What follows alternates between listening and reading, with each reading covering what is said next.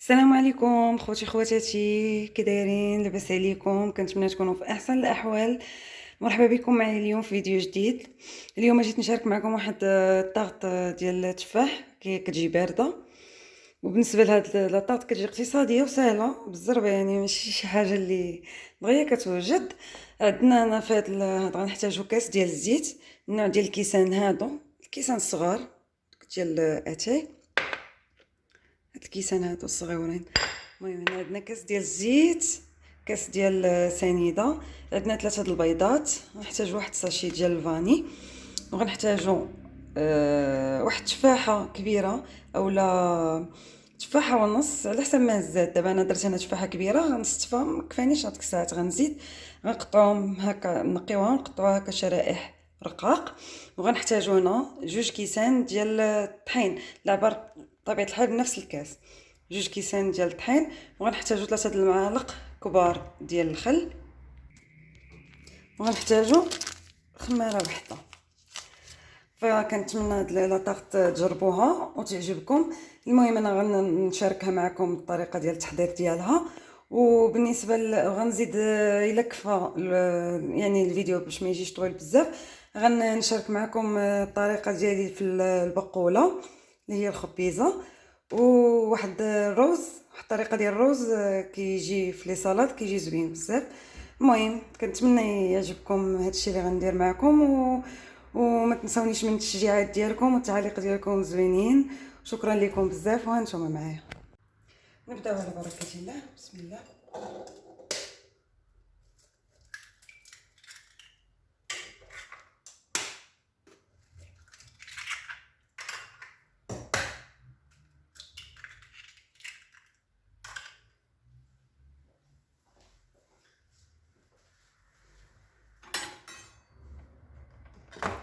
هنا غنديروا واحد قريصه ديال الملحه،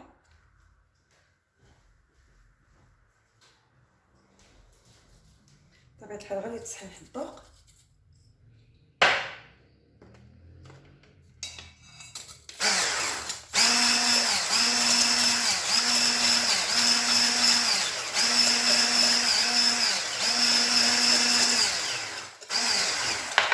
نضيفو داك الكاس ديال السميده،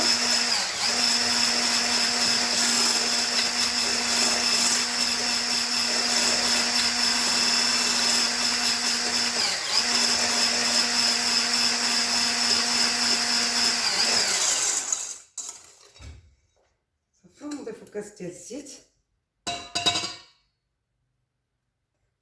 كما قلت لكم، غير هذا كيسان صغارين.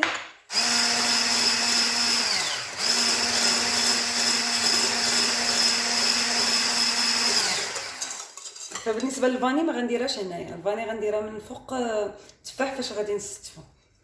هنا غنزيدو طحين،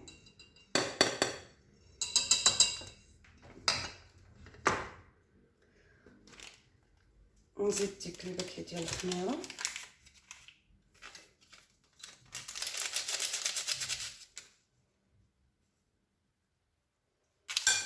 صافي. نغربلوها باش الا كانت شي حبيبات ولا شي حاجه.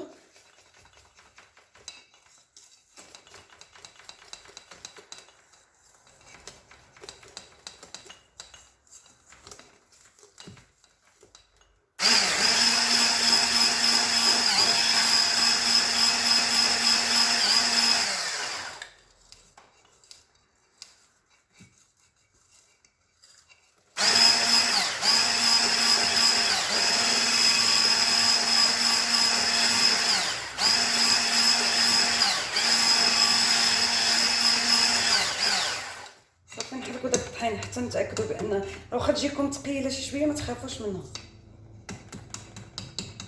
داك هو القوام ديالها. هنا غنزيد عليها دوك 3 المعالق كبارين ديال الخل،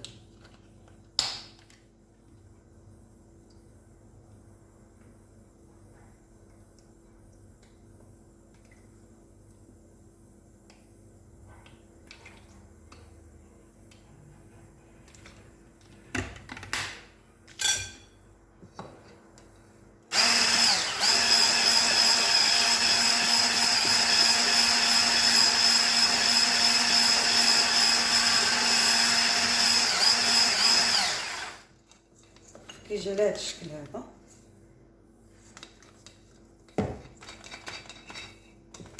صافي دابا غنفرغوه في الاناء اللي غيدخل الفران، وتشوف الطريقه ديال تستاف ديال التفاح. صافي هنايا غنشدو اللاطه ديالنا اللي غنديرو فيها الكيك، غنلفها بهاد بالبابي كويسون، في نفس الوقت ما غيلصقش ليا، وفي نفس الوقت كتجيني ساهله باش كنحيدها من هنايا، لحقاش هي خصهاش تقلب على الوجه ديالها. صافي ودهنت هنا الجناب، دهنت غير الجناب ديال لاطه هنايا بالزبده. صافي هنا غنبداو نفرغو العجين ديالنا.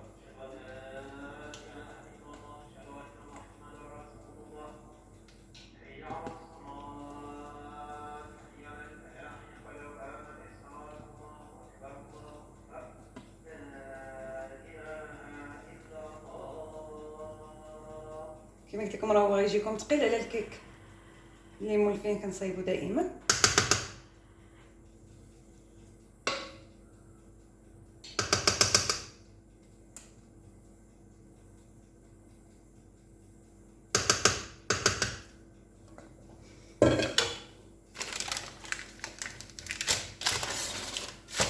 صافي نحاولوا نقادو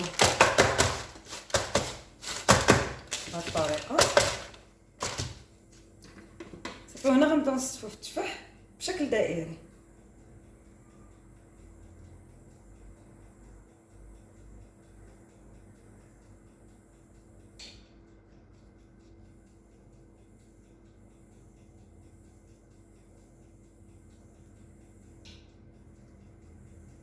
فمن بعد ما غتوجد غادي نوجد ليها واحد السيرو باش غنسقيها.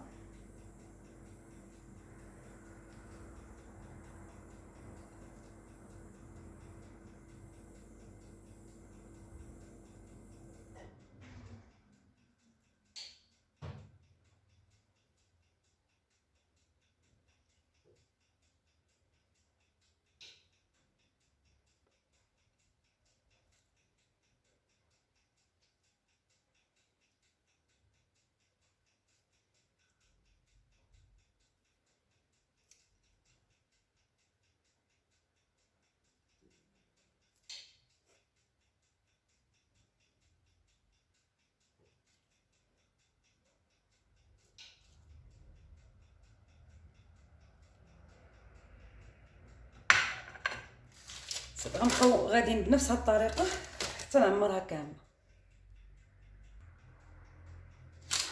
صافي هنا من بعد ما كملنا التستاف ديالها على هذا الشكل هذا،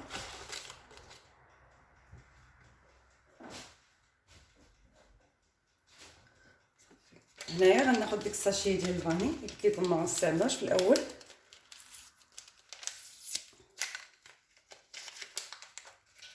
صافي غنوزعوها بهاد الطريقه على داك التفاح من الفوق، فهو كيعطيه داك التحميره في نفس الوقت كيعطيها ديك البنه ديال الفاني كتجي زوينه بزاف.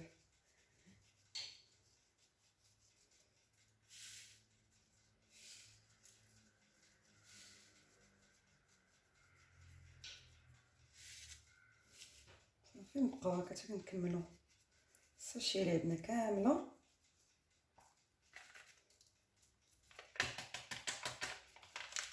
صافي وندخلوها للفرن بحال الطريقه باش كنطيبو كيك عادي، غير هي ما كتستغرقش بزاف ديال الوقت، تقريبا واحد 20 دقيقه 25 دقيقه، المهم عينكم ميزانكم.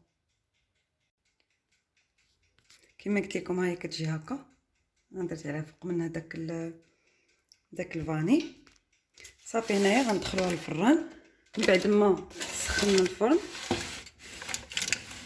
صافي ونسدو عليها ومنين نطيب انا معكم ان شاء الله. هاهي هنايا من بعد ما طابت شتي كيفاش كتجي محمره.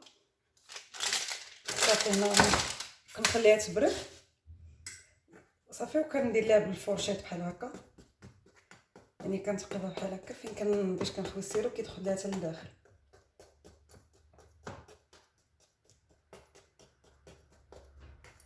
صافي ندير هكا بهاد الطريقه. صافي وانا غندير السيرو، يا اما بالنسبه للسيرو درت كاس سنيده وكاس ونص ديال الماء خليتهم حتى كيغليو مزيان، يا اما هذا يا اما تكون هي سخونه ويكون السيرو ديجا واجد يعني بارد، اولا العكس تخليوها هي تتبرد ويكون السيرو سخون باش كتشرب وكتبقى فازكه.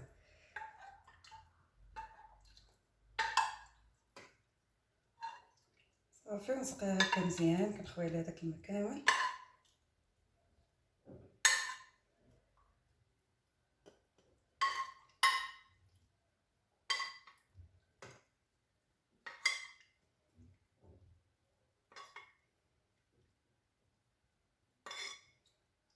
تيقولوني كتجي زوينه هاد لاطاط، كتجي بارده وكتجي ديك الكيك ديالها كيجي فازك، ما كتحسش بيناشف ولا شي حاجه، كتجي فازكه بهذاك السيرو. صافي من بعد ما سقيتها هكا نخليها تشرب غير واحد شويه، صافي ونغلفها وندخلها تبرد. غندخلها تبرد بهذا يعني انا نغلفها غير بالسلوفان وندخلها تبرد مزيان عاد نقدمها. وهانتوما معايا، وهانتوما هي من بعد ما بردات صافي هاي درتها دابا هنا في الطبسيل كتجي مسقيه مزيان. المهم انا نقطع معكم شوفوا كي كتجي.